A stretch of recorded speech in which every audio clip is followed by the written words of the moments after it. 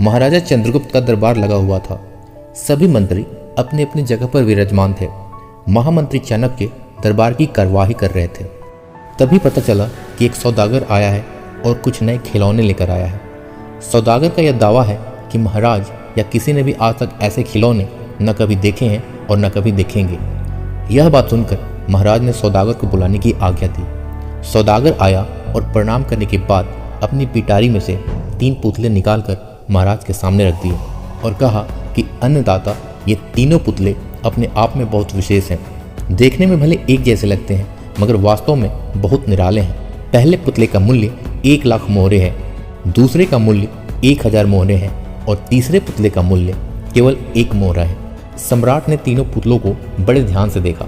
देखने में कोई अंतर नहीं लगा, फिर मूल्य में इतना अंतर क्यों?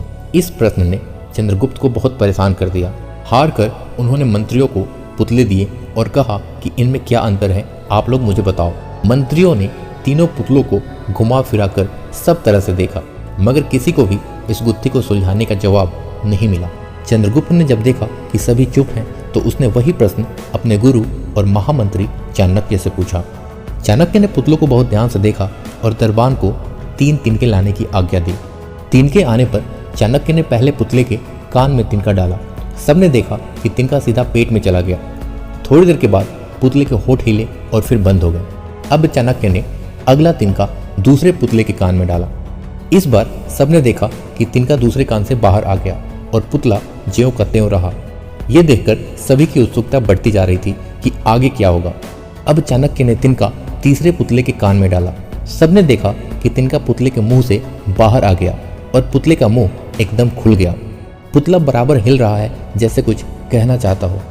चंद्रगुप्त के पूछने पर कि यह सब क्या है और इन पुतलों का मूल्य अलग अलग क्यों है, इस पर चाणक्य ने उत्तर दिया, राजन, चरित्रवान सदा सुनी सुनाई बातों को अपने तक ही रखते हैं और उनकी पुष्टि करने के बाद ही अपना मुंह खोलते हैं। यही उनकी महानता है।